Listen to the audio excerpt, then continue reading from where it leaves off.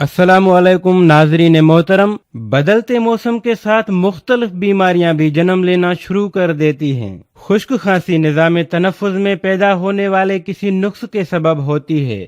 گلے کی خرابی، حلق کی سوزش یا سانس کی نالی میں ایک معمولی سا انفیکشن بھی خشک کھانسی کا سبب بنتا ہے۔ خشک کھانسی کا بروقت علاج ضروری ہے، ورنہ یہ خطرناک صورت اختیار کر سکتی ہے۔ چند دیسی ٹوٹکوں سے اس کا علاج ممکن ہے۔ تو دوستو، ویڈیو میں آگے بڑھنے سے پہلے اگر آپ نے میرا چینل سبسکرائب نہیں کیا تو سبسکرائب کر لیں، یہ بالکل فری ہے، اور ساتھ ہی بیل آئیکن پر کلک کر دیں تاکہ آنے والی نئی اور انفارمیٹیو ویڈیو سب سے پہلے آپ تک پہنچے۔ کھانسی میں کون کون سی پرہیز کرنی چاہیے؟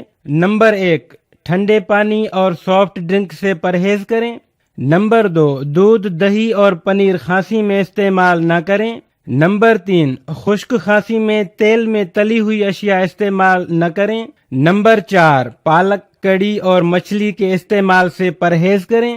نمبر 5، سگریٹ حالت عام اور خاص طور پر کھانسی کے دوران استعمال نقصان کا سبب بنتا ہے۔ تو دوستو، جانتے ہیں خشک کھانسی کا دیسی علاج۔ نمبر 1، 6 بادام رات بھر کے لیے پانی میں بھگو دیں، صبح چھلکا اتار کے اس میں مکھن اور چینی ملا کے آمیزہ بنا لیں۔ خشک کھانسی میں نہایت فائدہ مند ہے۔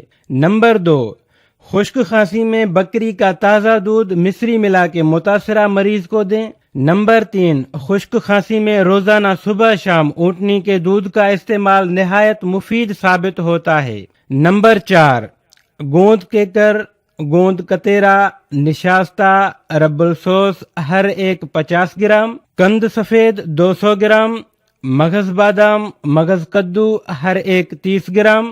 ان تمام اجزاء کو اچھی طرح کوٹ لیں اور روغن بادام کو کوٹ کے شامل کر لیں۔ دن میں 3 بار استعمال کریں۔ نمبر 5، مغز بادام چھلے ہوئے 12 گرام، بہدانہ کتیرا 12 گرام، رب السوس 3 گرام۔ تمام چیزوں کو اچھی طرح پیس کر صفوف بنا لیں اور پاؤ بھر مصری ارک گاؤ زبان 100 گرام اس میں شامل کر لیں۔ بوقت ضرورت مریض کو چٹائیں، جلد آرام آ جائے گا۔